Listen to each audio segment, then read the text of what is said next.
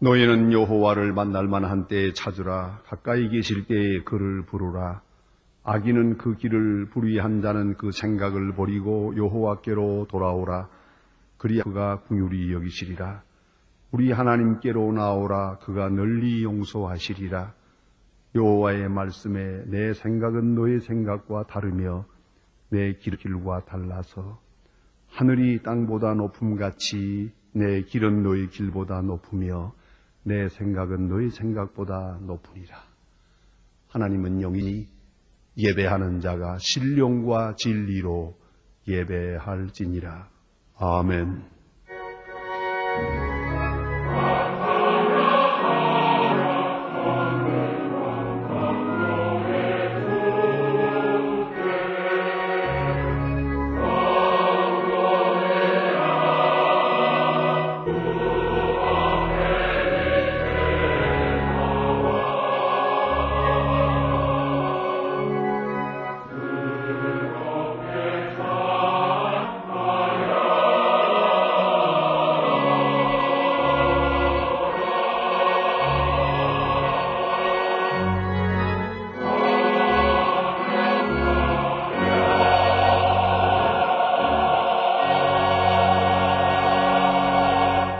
영원히 찬양을 받으실 주 여호와 우리 아버지 하나님, 올라오신 능력과 크신 은총을 인하여 주께 영광 돌립니다.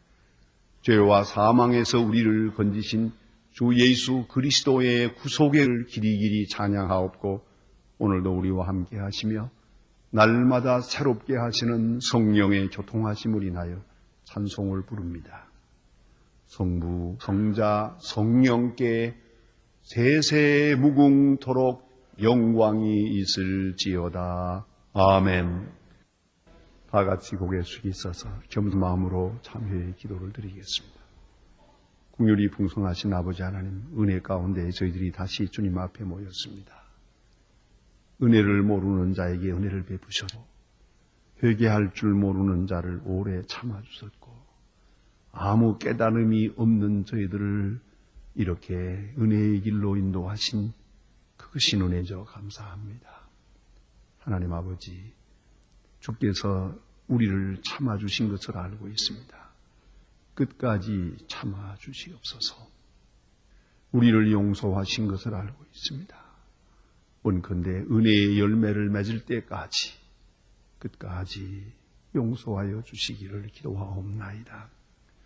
우리는 아무것도 살아오고 있습니다. 그러면서도 아는 것처럼 교만했습니다. 아무것도 된 것이 없건만 무량한 것이라도 이루어 놓은 것처럼 스스로 자만했던 것을 용서하여 주시옵소서.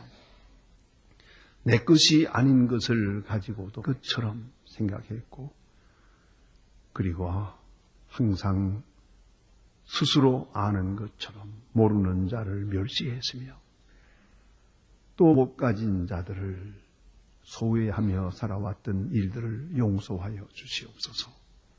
하나님, 우리에게 베푸신 은혜가 이처럼 크건만 우리는 언제 한번 감사할 줄 몰랐습니다. 주의 말씀을 따라가며 베풀며 살지도 못했습니다. 선한 일에 인색했고 또 용서하는 일에 너무나 우리는 핑계가 많았습니다. 주여 불쌍히 여겨주시옵소서. 우리의 입술이 더러워졌고 생각이 아둔해졌습니다. 시기와 질투와 정욕으로 인해서 우리의 마음이 혼미한 가운데 하나님의 크신 뜻도 생각지 아니하며 죄로 치닫고 향락과 방종함과 황탕함에 살아왔던 모든 일들을 자복하오니 불쌍히 여겨 주시옵소서. 내 눈에 들보 같은 것이 있건만 남의 눈에 티를 탓하는 저희들을 용서하옵소서. 화목이 먼저이건만 화평을 깨뜨리면서 우리의 본영과 자유만을 생각했던 일들을 용서하옵소서. 하나님 아버지, 배고픈 자와 난당하는 자들, 소외당한 사람들을 정성을 다하여 돌아보지 못한 죄를 자복합니다. 용서하시고 깊은 악에 선져 주시옵소서. 이 어려운 때를 당해서도 아직도 열심히 기도하지 못하는 죄를 용서하옵소서. 깨어 기도하며 주님의 거룩하신 뜻을 기다릴 수 있는 하나님의 백성들 되게 하여 주시옵소서. 지금은 하나님과 나만이 아는 죄를 생각하며 묵묵히 참회의 기도를 계속합니다.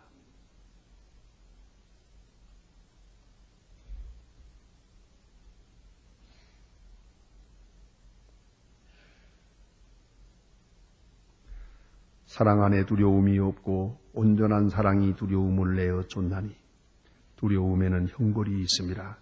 두려워하는 자는 사랑 안에서 온전히 이루지 못하였느니라. 우리가 사랑하면 그가 먼저 우리를 사랑하셨음이니라.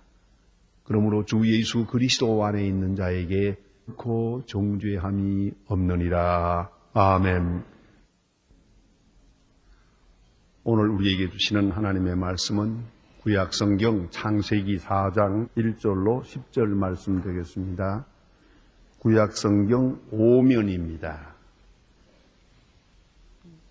구약성경 5면 창세기 4장을 봉독합니다. 이 계시의 말씀을 봉독할 때에 살아계신 하나님의 음성을 다 함께 들으실 수 있기를 바랍니다.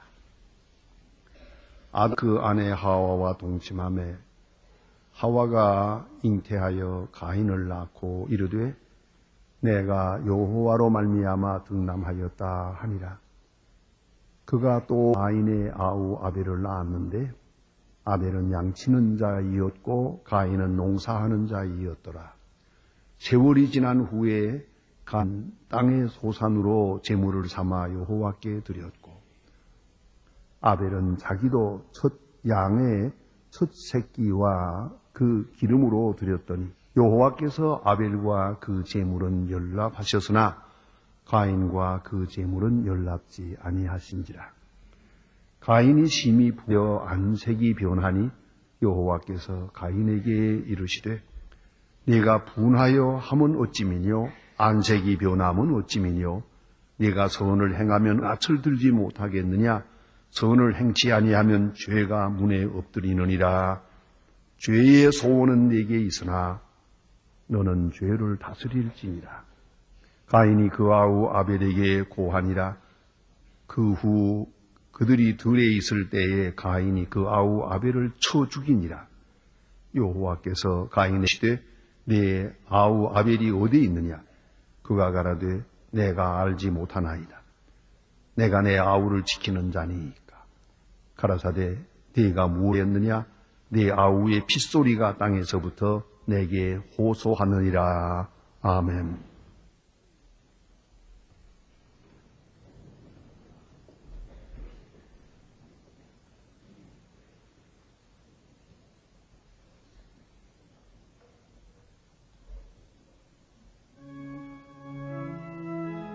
Oh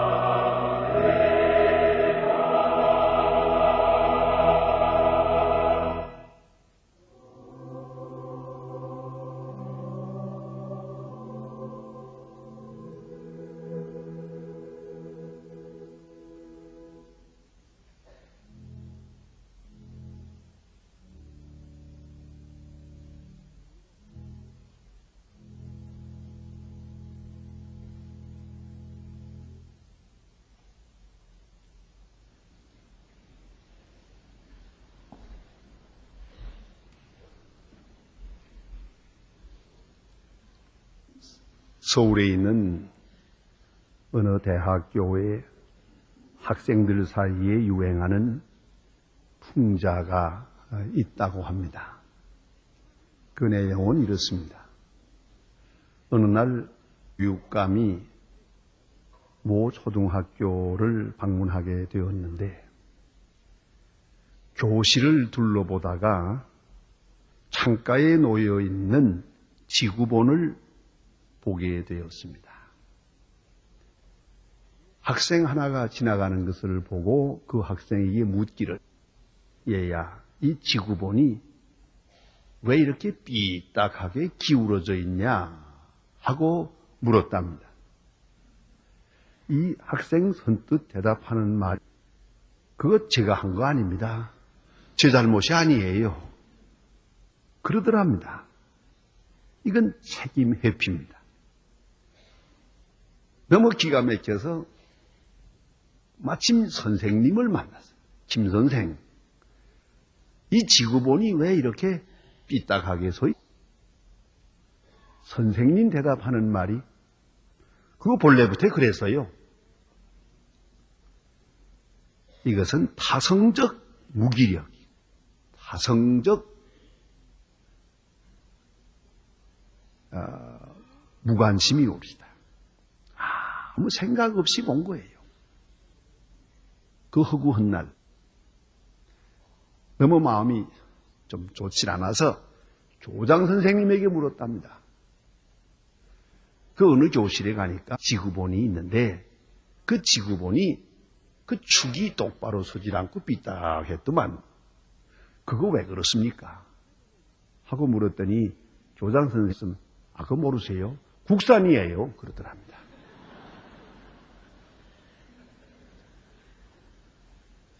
자, 그거 우리가 무엇을 기대합니까? 뭐 하나를 좀 깊이 생각하지 않고 왜 여기에 있느냐? 왜 이것이 이러냐? 도대체 때문이냐? 생각할 줄 모르는 거예요. 그게 바로 우리의 타성입니다. 그리고 무책임하고 또 남을 원망합니다. 이래가지고 우리가 이 어느 시대에 살아남을 수 있겠습니까? 세계 경쟁이 무슨 소리입니까? 이래가지고 되겠어요? 잠언에 보면 그런 말씀이 있습니다. 깨닫지 못하는 자는 멸망하는 짐승과 같으니라. 들어서 깨닫고 보아서 깨닫고 경험해서 깨닫고 역사 속에서 깨닫고 우리가 당하는 많은 사건 속에서 계속 깨달아야 됩니다. 깨달음이 있어서 인간입니다. 사건 자체가 문제가 아닙니다. 사건이란 늘 그랬듯이 변화가 심한 겁니다. 이런 일도 있고 저런 일도 있습니다. 그러나 문제는 사건에 임하는 우리의 자세입니다. 우리의 태도에 문제가 있는 것입니다. 어떤 자세로 임하느냐 하는 것입니다. 여러분, 실수와 실패는 같은 게 아니라고 합니다. 실수란 과정이고 실패는 결과입니다. 실수란 지나가는 일에 속한 그런 거로 얼마든지 반복되면서 보다 더 밝은 미래를 창출할 수가 있지만 실패라고 하는 것은 끝장난 것입니다. 그런 거로 얘기가 다릅니다. 사실은 실패했다고 해서 실패자가 되는 것은 아니야. 돈 잃어버렸다고 사람까지 잃어버린 건 아니에요. 경제적으로 실패했다고 우리가 도덕으로 실패할 수 없고 특별히 인간적으로 실패할 수 없습니다. 문제는 사람이 망가질 때 이 끝납니다. 사람만 바로 서면은 많은 사건이라는 것은 그로 하여금 보다 더 넓은 미래로 가는데 가속을 더합니다. 진취력을 더합니다. 생명력을 공급합니다. 문제가 되질 않아요. 사는 문제가 아니요. 실패는 문제가 아닌데 실패자가 되어버렸어요. 그건 끝나는 거예요. 그 얘기가 다릅니다. 여러분 깊이 생각해야 합니다. 실패란 사건이지 사람의 문제는 아닙니다. 우리는 인간 본연으로 돌아가서 내가 누구냐, 내 존재가 무엇이냐, 절대로 실패자가 되어서 안 될 겁니다. 그럴 수는 없습니다. 오늘 본문에 나타난 이 가인에 대한 이야기, 여러분이 잘 아는 말씀입니다. 대표적인 이야기입니다. 가인과 아벨이라 형제가 있었는데 두 사람이 다 하나님 앞에 어떤 때 제사를 드렸단 말이야. 그런데 하나님께서 그 동생 아벨의 제사는 받으시고 형 가인의 제사는 받지 않으셨다는 겁니다. 사건은 그러했습니다. 바로 이 사건 앞에서 가인이 어떻게 자세를 취하느냐가 문제입니다. 어떻게 반응을 하느냐, 어떤 태도로 나타나느냐의 문제가 달렸습니다. 히브리 11장 4절에 보면은 아벨은 믿음으로 하나님께 제사를 드려서 의롭다함을 얻었다고 말합니다. 그렇다면 가인은 믿음으로 드리지 못했다는 얘기입니다. 여기서 깊이 생각해야 합니다. 요새 이 문제를 놓고 가인 컴플렉스라고 합니다. 가인 컴플렉스에 빠집니다. 이제 보세요. 그게 뭐냐 하면은 심히 분해하고 안색이 변하고 그래요. 바로 이때 안색이 어떻게 변하는가를 보면 알아요. 그렇지 않습니까? 얼굴색이 변했어요. 이 고민에 빠지고 갈등, 컴플리케이션, 아주 갈등에 빠졌어요. 그리고 지금 몸부림을 치는 위기입니다. 이 시간에 어떻게 이 분노가 분출하느냐가 문제입니다. 그런데 한번 생각해 보십시다. 이건 하나님 앞에 제사드린 겁니다. 하나님이 받지 않으셨으면 그것은 그대로 받아들여야 되니까. 내가 아무리 잘한다고 했지만 하나님께 드린 것 이상 하나님이 아니라고 그러면 아닌 거지. 정하게 드렸다고 하더라도 하나님이 깨끗지 않다 하면 깨끗지 않은 거지. 내가 아무리 옳다고 해도 하나님이 너는 옳지 않다 하면 옳지 않은 거지. 여기 반항이 있습니까? 무슨 이런 어리석은 생각을 하게 되는 겁니까? 여러분, 이란 그렇습니다. 우선 내가 나를 판단하는 판단이 있고 이웃이 나를 판단하는 비판이 있습니다. 둘 다 중요합니다. 결정적으로는 하나님이 나를 어떻게 보시느냐 하는 겁니다. 예? 고린도전서 4장에 보면 내가 나를 판단하는 것은 맞지 않다. 다른 사람들이 나를 판단하는 것도 나 그렇게 중요하게 여기지 않는다. 하나님이 나를 어떻게 판단하시느냐가 중요하다. 사도 바울은 이렇게 말합니다. 하나님의 심판 앞에, 하나님의 판단하심 앞에 우리가 무슨 말을 할 수 있습니까? 이 북한 말로 말하면 전폭적으로 접수해야 되는 거예요.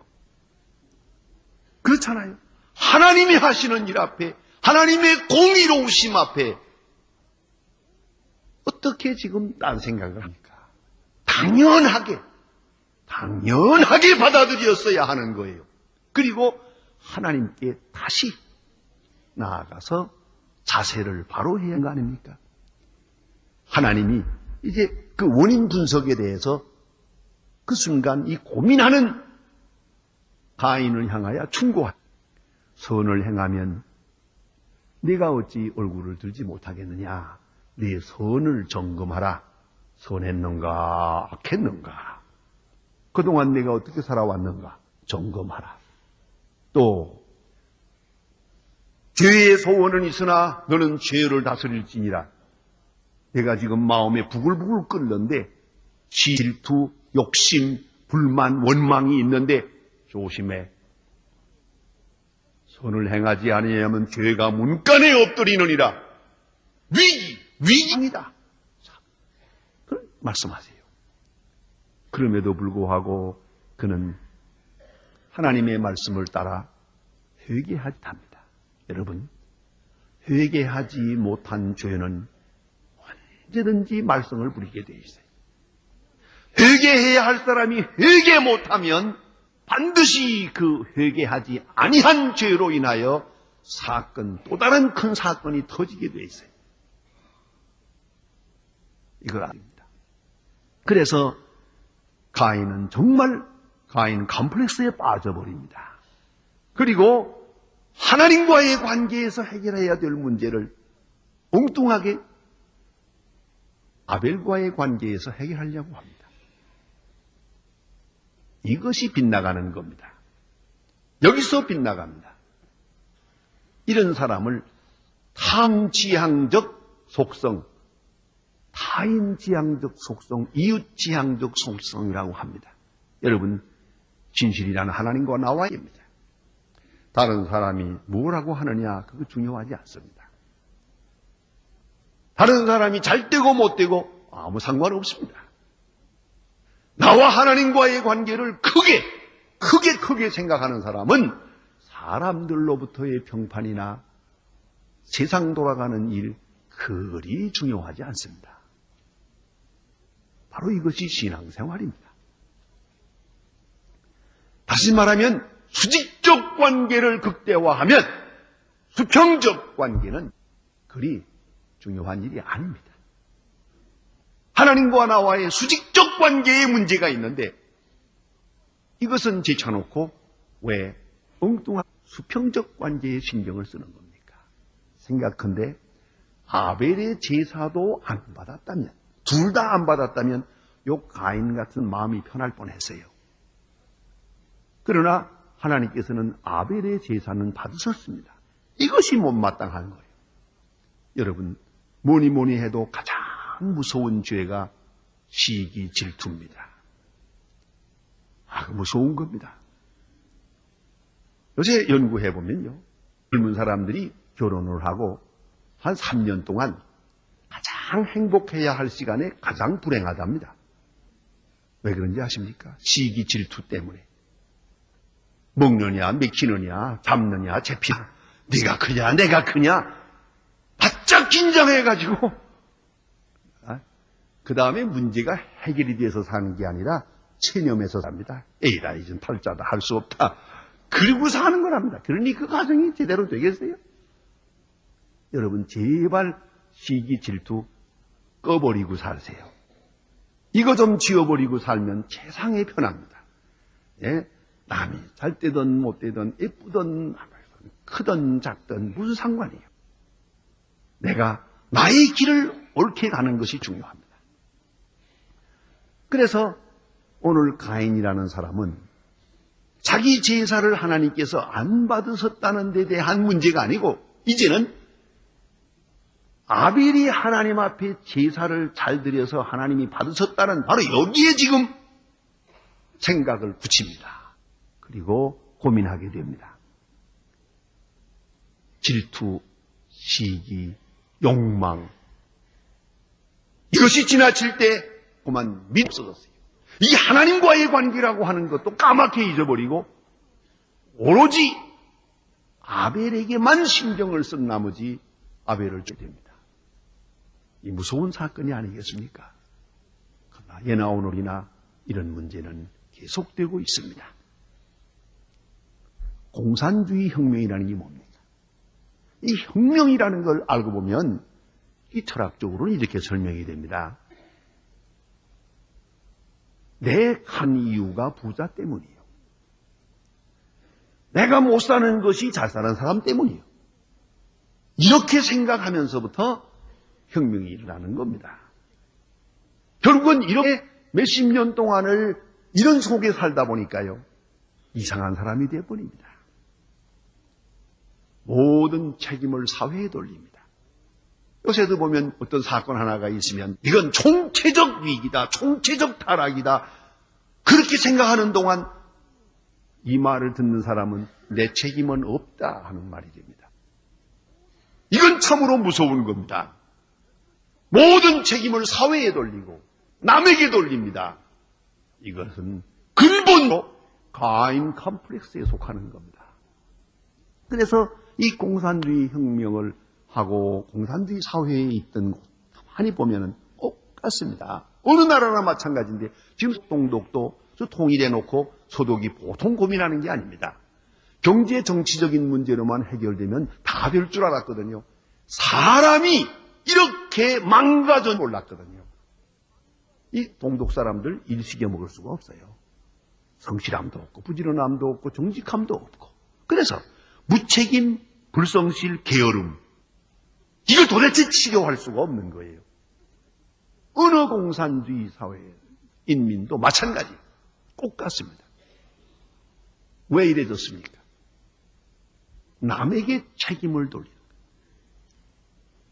거예요. 그 구도 때문에 이렇게 된 것이에요. 모든 문제를 사회로 돌려버려요.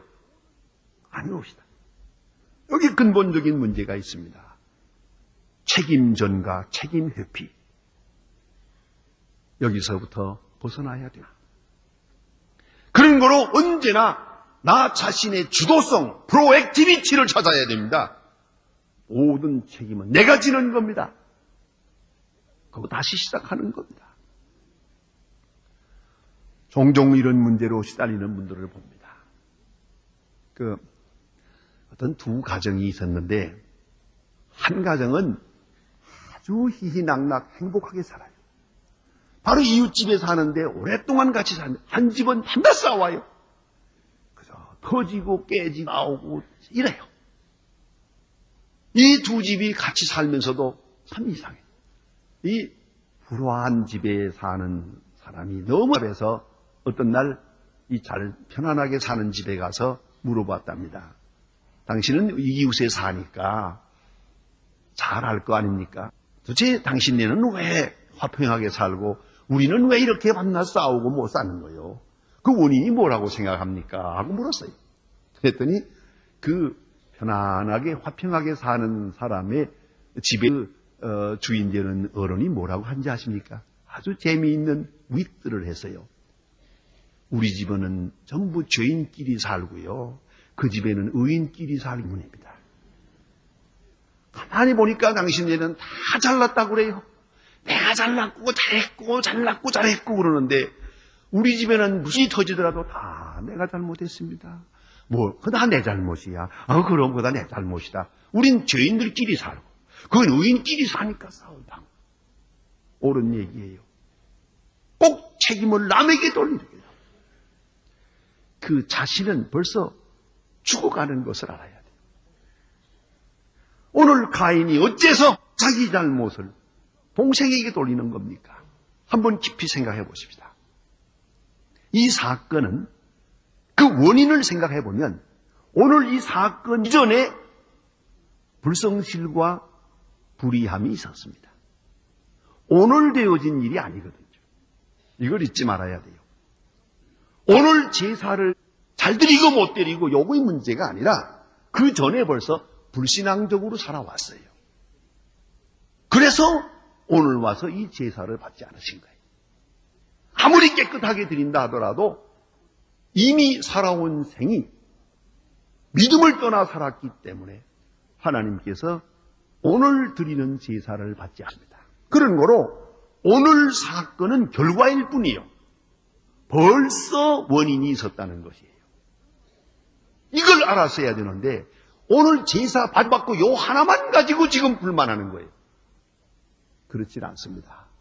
여러분, 지금 우리가 당하는 경제적 한파도 생각해 보세요. 이것이 오늘 된 일입니다. 어느 하나 오늘 된 사건이 있습니까?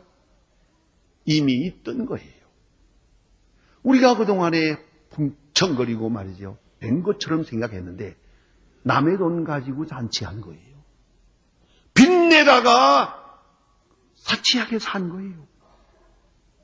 오늘 되어진 일이 아니야. 수십 년 전부터 그대로 뿌리 깊은 거예요. 이걸 우리가 알아야죠. 구조적으로 잘못됐고 근본적으로 잘못된 거예요. 이것은 오늘의 얘기가 아닙니다. 마치 지난 12월 달에 잘못된 걸로 생각을 하고 이거 누구 책임이냐 그런 소리 하는 게 아니에요. 가만히 생각해 보세요. 우리 모두의 마음속에 벌써 있었던 이야기가 오늘 와서 터진 것뿐이지 새삼스러운 거 하나도 없어요. 이럴 수밖에 없었어요. 당연한 거예요. 당연한 거. 그런데 왜 당연한 걸로 받지를 못하고 없어야 될 일이 있는 것처럼, 죽일 놈 사람이 있는 것처럼. 아니에요. 이건 그렇게 될 수밖에 없었어요. 아주 깊게 그런 걸로 돌아가 생각을 해야죠. 오늘 이 가인이 오늘 이 제사를 받지 않으신 이 사건 앞에서, 이 하나님의 심판 앞에서 이제 하나님께 돌아와야지. 그런데 왜 쓸데없이 아벨을 생각하는 겁니까? 이제 우리는 하나님께로 다시 돌아가서 원점으로 돌아가서 회개하고 정직함과 성실을 찾아야 됩니다. 잃어버린 자기 자신을 되찾아야 된다는 말입니다. 그래서 이 시간에 우리는 self-examination, 자기 성찰이 필요해요. 자기 반성이 먼저예요. 하나하나 우리 속성, 우리 말, 행위 속에 깊이 뿌리 박은 악을 이제 제해야 돼요. 그리하면 여기서부터 다시 시작되는 것입니다. 그러고 보면 이웃도 오히려 크게 도움이 되었을 것입니다. 특별히 가만히 생각해 보세요. 사람을 죽여서 해결한다는 것, 혹은 죽으면 해결이 된다는 이런 이야기는 가장 잘못된 생각이에요. 보세요. 히틀러는 유대인 600만을 죽이면 문제가 해결될 줄 알았어요. 그러나 그 일로 인하여 그는 망했습니다. 캄보디아의 폴포트는 지성인 300만 명을 죽였습니다. 그 이야기를 듣 말입니다. 화이트 칼라가 문제다. 이 지성인 때문에 사회주의 국가를 바로 세울 수가 없다.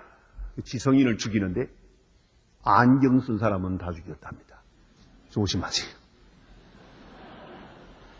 그리고 손가락을 딱 보고 손이 깨끗한 사람 다 죽였어요. 여기 글씨 쓴 흔적이 있는 다 죽였어요.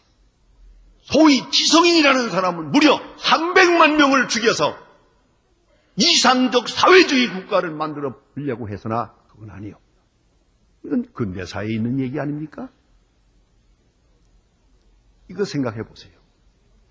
구소련은 1년에 100명씩을 숙청하면서 그 체제를 끌어보려고 했습니다. 그러나 안 되었어요. 그걸 잊지 말아야 합니다. 죽여서 해결하는 거 아니에요. 요 몇 사람 없으면 될 거라고 생각하죠. 그것이 개혁은 아니에요. 그 해결의 길은 아닙니다. 저는 되돌아가 생각합니다. 여기서 만일에 가인이 아벨의 도움을 청했다면 얼마나 좋겠습니까? 이런 얘기가 있습니다. 1954년 미국 오하이오주에서 열린 세계 골프 대회가 있었습니다. 여기에서 아놀드 파머라고 하는 25세 된 청년이 거기에서 1등을 하게 됩니다. 모든 사람이 환호하고 만세를 부를 때 거기서 지켜보는 14살짜리 잭 니콜라우스라고 하는 소년이 있었습니다. 이 소년은 나도 빨리 커서 골프 대회에서 1등을 할 것이다. 그때부터 열심히 뛰었습니다. 1960년 미국에서 열렸던 그 골프 대회에서 파머는 1등을 하고 니콜라우스는 2등을 했습니다. 두 사람이 딱 마주붙게 됩니다.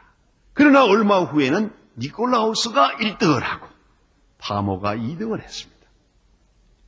계속 시소 게임을 합니다. 수십 년 동안 1992년 이제 상당한 시간이 흘러서요. 파머가 벌써 62세, 그리고 니콜라우스가 52세였습니다. 그때까지도 둘이는 서로 경쟁을 합니다. 모든 사람이 걱정을 했습니다. 수십 년 동안 저렇게 적수가 되어 있기 때문에 서로 주고받는 말도 신경을 썼습니다. 혹시라도 누굴 미워하지 않나, 상대방 죽어버리면 좋겠다 생각하지 않나, 저 두 사람의 관계를 늘 걱정을 했습니다. 그러나 너무 사이가 좋았습니다. 언젠가 니콜라우스는 말했습니다. 고마워 아놀드. 귓속말로 말을 했습니다. 너무 다정하게 보여서 기자가 물었습니다. 어떻게 당신네들은 이렇게 지낼 수 있느냐? 그들은 말했습니다. 우리는 제거해야 할 에너미, 적수가 아니고 헬퍼, 조력자라고 믿고 알고 있습니다. 왜요? 저가 없으면 내가 열심히 하질 못합니다. 내가 없으면 저가 열심히 하지 않습니다. 우리 둘이 있었기 때문에 우리 둘이는 열심히 해서 수십 년 동안 꼴 발전시켰습니다. 우리 둘이는 서로가 협력자입니다. 이 얼마나 아름다운 얘기입니까? 가인이 아벨에서 넌 어떻게 살았기에 하나님 기뻐하시는 바 되었느냐? 어떻게 제사를 드렸기에 하나님이 받으셨느냐?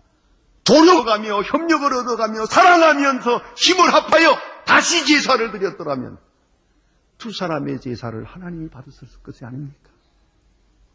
그 누구를 죄가 해결된다든가 누구를 숙청해서 해결된다고 하는 이런 초보적인 생각을 버려야 됩니다. 이런 컴플렉스에서 봐야 합니다. 예수님 보세요. 겟세마네 동산에서 그 모순된 십자가를 앞에 놓고 내 뜻대로 마옵시고 아버지의 뜻대로 마옵소서. 산에서 내려오시에 아버지께서 내게 주신 잔을 내가 마시지 않겠느냐. 오직 하나님과의 관계에서 문제를 해결합니다. 하나님과의 관계에서 바른 정직함과 바른 믿음을 회복할 때 비로소 모든 것이 합동하여 선을 이룹니다. 아름답고 귀한 역사를 이루게 될 것입니다.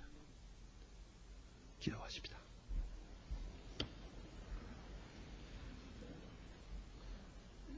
하나님 아버지, 우리가 하나님 앞에 어떤 모습으로 서 있는가를 깊이 살피지 못하고 우리도 이 엄청난 사건 앞에서 아직도 계속 남을 원망하고 시비하고 있는 부족한 용서하옵소서.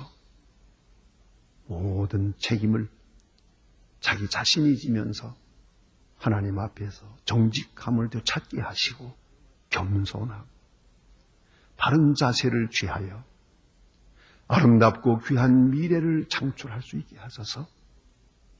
어느 훗날 뒤를 돌아다보며 우리에게 주신 시련이 그것이 바로 축복이었다고 간증할 수 있게 하여 주시옵소서.